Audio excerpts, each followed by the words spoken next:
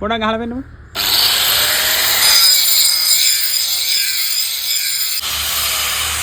ඔය ඔය. මොකන්ද ඔය කරන්නේ?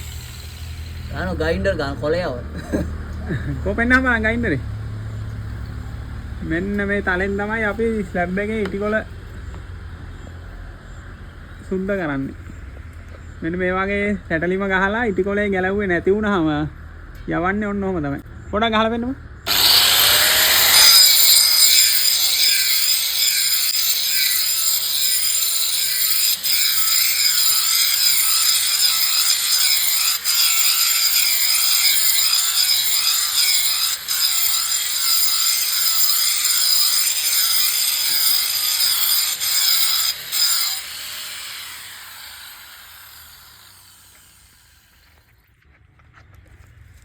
ඉතින් ඔන්න කට්ටිය අහුවනේ අර ස්ලැබ් වල ඉටිකොල අරනවාම යවන්නේ කොහොමද කියලා. යවන්නේ ඔන්න ඔහම තමයි ග්‍රයින්ඩරෙන් යවන්නේ.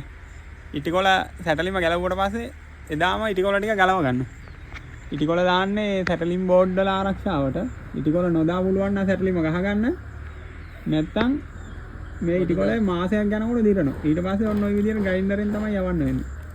එන විදිහටම දරන්න ඕනේ ඊළඟට ඒ ටික යවන්න. ඒක නිසා ඒ පොඩක් ගහලා පෙන්නන්න.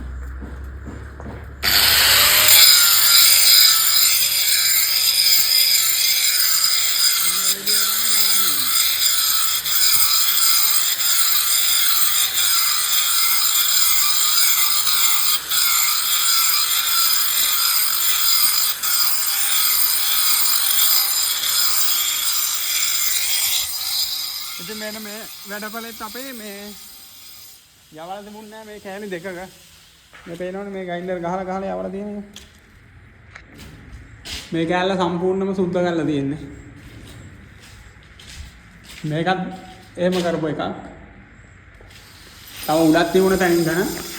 ඉතින් සැටලිමක් ඉටිකොල දාන්නේ බෝඩ් වල ආරක්ෂාවට. ඒක නිසා සැටලිම ගලවපු ගමන්ම ඒ ඉටිකොල ටික ගලව ගන්න නැත්තම් මාර දුකක් විඳින්න ඕන. මෙන්න මේ වගේ වර්ගණි 100ක විතර ප්‍රමාණයක් සුද්ධ කරන්න දවසක් විතර යනවා. ඉතින් දවසක් එක්කෙනෙකුට පඩියක් ගෙවනවා කියන්නේ ලොකු අපරාධයක්. මොකද දවසෙන් සම්පූර්ණ ඉටිකොල ටික ගලව ගන්න පුළුවන් සැටලිම ගලවපු ගමන්.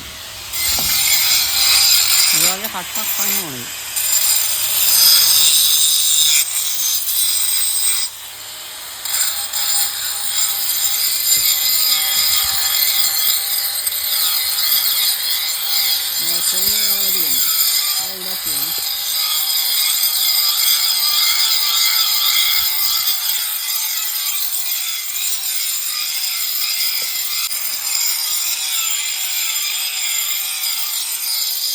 ඔන්න ඔය විදිහට තමයි ඉතින් ඉටිකොල යවන්නේ. ගොඩක් අය ඇහුවා මට ඔය වීඩියෝ එකක් දාගන්න බැරි වුණා.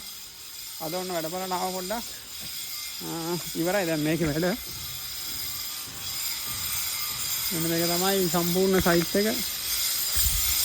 මේකේ තව දවස් 4-5ක් යනකොට වැඩේ ඉවරයි.